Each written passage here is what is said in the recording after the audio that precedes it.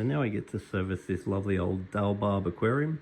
Talbot was a beautiful aquarium company that used to make these very heritage, beautiful cabinetry and aquariums. Unfortunately, they went out of business a long time ago, so this aquarium must be about 15 or even 20 years old. But they're a good quality, very lovely item. We certainly miss that company being around. Now at the moment, the primary concern of this tank is the water is very yellow. Now the water will turn yellow for two main reasons. One is tannins. Considering there's no driftwood in the aquarium, I'm pretty much going to say that tannins are not the problem. The other one is what's called Gilvan tint, which is a result of high biological activity. So the way that we're going to fix this is water changes will definitely help, but I am going to recommend that we put some activated carbon and even possibly some polyfilter into the filter. And the activated carbon will do a wonderful job at just clearing up this water and removing the Gilvan tint. And then the polyfilter will really help to polish the water as well. The other thing we're going to do is take this decorations, we're going to put them outside for a day. So if they go out in the sun for a day, then we flip them over, leave them in the sun for a day, then hit them with a hose, and you'll be surprised how nicely they come up. But we do have to be aware that the decorations in the aquarium are a little bit disposable in that over time they do sort of need replacing. So I'll just take you through the process of giving this tank an overhaul. So fish keeping is basically 50% about water quality and 50% about food quality. So instead of just feeding things like flakes, which are just pressure cooked and processed, generally containing byproducts and terrestrial ingredients, the food that I want these fish fed is probiotics from New Life Spectrum. The reason why I want this particular food is that it is aquatic ingredients. It's set at the absorption rate of the fish. It is cold extruded. It is not pressure cooked and processed, so you're actually getting the nutrients, and it's got a probiotic bacteria in the food, which means when the fish poo, the bacteria in the poo physically eat the poo. And I find that the tanks over time just stay so much cleaner when fed on higher quality foods. Now inside the fluorescent tube is various gases, which over time are going to burn. So about once a year, you really want to replace these fluorescent tubes. Now because this tank is so yellow, I'm absolutely going to assume that these tubes is far older than a year, and I'm highly going to recommend that we replace this tube for a new one if we want to get a much better look to the aquarium. The other thing I'm going to do tonight is give this lid a good clean, because obviously we can't have a nice clear light if we're lighting through all of this buildup of algae on the lids.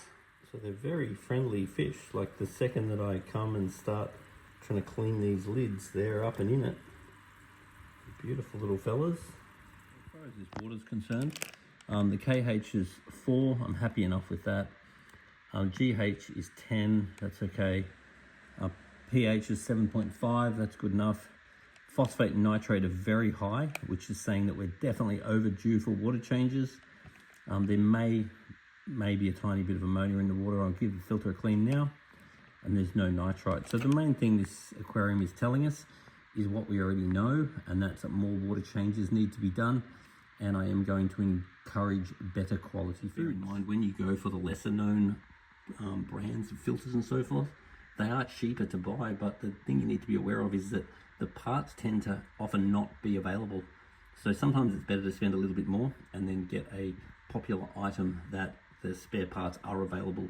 Some brands are terrible for spare parts, other brands are actually very good, and that really counts when you need it. It would certainly be a challenge because this tap is definitely leaking. Now having your filter sit in a deep tray like this is a very, very good idea. Now our next big problem is going to be this leaking tap. This filter is a significant electricity risk, because if you look at that, the leaky tap has been putting water through the actual head of the unit. That's not a good thing. If it was up to me, I'd just replace this, because I think this is going to spell big problems. Now, let's just have a look at this now. Okay, this is very concerning to me. So the filter is actually not very dirty. So we've got the ornaments out there for the day, and then I'd like them flipped over tomorrow. Then the following day they could go into the aquarium again, pending good weather. I also found some activated carbon, albeit quite low grade, which was in the filter. And that would be overdue for replacing. I'm quite amazed how clean this gravel is. It isn't clean, but it definitely wasn't that bad. Also, how clean the filter was. It was relatively clean. Also, the fish are not overly fat or thin. So I guess the saving grace of this aquarium would be how big the filter is and how little fish there is in the tank, because it's definitely not overpopulated. More fish definitely equal more maintenance. So the other thing I'm going to recommend we do is raise the salinity. I find that 1 gram per litre of salt ends up being one of the very best things you can ever do for goldfish and all freshwater fish. Great for their immune system and body size. On this back wall has been very, very stubborn. So for future reference, putting a backing on it can look quite nice. And then if you are going to get a magnet cleaner, instead of just getting one of these ones, if you get one of the razor blade ones, they work so much better. Flippers are unreal. That was fun. I literally just dropped my phone in this bucket of water. Luckily it seems to be okay. So I'm on a roll, because the other day I almost dropped my phone in the pond and I just caught it last minute. So far so good. Lucky there's no cracks on my screen or my phone would be dead. It's that easy to waste $2,000 these days, isn't it? Unbelievable. It's like dropping a phone these days is almost like crashing a car in the old days. So despite all of my concerns, this filter appears to be running well. It doesn't appear to be leaking. There doesn't appear to be any electrical issues. It's definitely pumping away. So that's maybe a problem for another day. So in the meantime, if we can keep the light out when it doesn't need to be on, if we have the light on when we're enjoying the fish, and then when we're not enjoying the fish, where possible, if we can just have it off, it'll help to clear the water up. And then a repeat service sooner than later. And fishies look good. After a major service like this, it's quite good not to feed for a day or so. And then when we feed, we want to feed the fish what they eat in 30 seconds. So there's not one speck looking after 30 seconds. And these fish don't look fat or thin. So the other thing that you could do with this tank too, if you wanted to, is if you put a heater in it, then the fish will think it's summer all year. And then you can actually have a much wider range of fish. And then the goldfish will just think it's summer all year. And they'll love you for it. And then you can go and add other fish other than goldfish. Because the key to fish tanks sometimes is change. So a background on the back would look nice. Some different ornaments, maybe some more natural ornaments might look nice. But ultimately change is king. Because what you often find with an aquarium is you set it up, and for 1 year you totally love it, 1 year you like it, and then you've seen it. So swapping things around definitely keeps you interested. Returns the water. I want it to agitate the surface like this. Now if this was my aquarium, I would probably either get an extra air stone, because I just like more surface agitation, or I'd consider like a power head that I'd put there, a wave maker to shoot this way.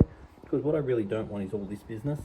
See how this is all very flat, and it's got the very flat water will have a high surface tension, and a high surface tension means that, that the gas won't exchange, whereas if the water's being agitated, then you're going to get better gas exchange, and that's going to allow higher dissolved oxygen levels, lower carbonic acid levels, and ultimately higher redox potential.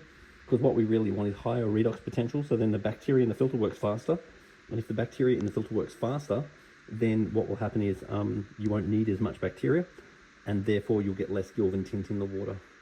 So at the moment the fish are all just grouping together, which is pretty normal during a water change. Now if you did want to get some extra fish for this aquarium, you could consider something like some decent sized zebra danios. They go very nicely with goldfish as long as the goldfish aren't large enough to swallow them. So getting some extra fish in this tank would be quite nice. But in saying that, more fish does basically mean that you do need to be prepared to do more maintenance. And in this case, I'd be trying to probably do about 1 water change a week until I got that nitrate level down. And once the carbon and polyfilter go in the filter, and once we upgrade the quality of our food, then we'll be in very good stead. Now what I am going to do is add a little bit of extra actual aquarium salt. Now aquarium salt is going to drastically increase the fish's immune system and body slime. I am also going to add a little bit of GH salt. I am going to add a little bit more KH powder, and I've already added a bit of good bacteria. And of course I've added water agent because that has to go in every time we add new water.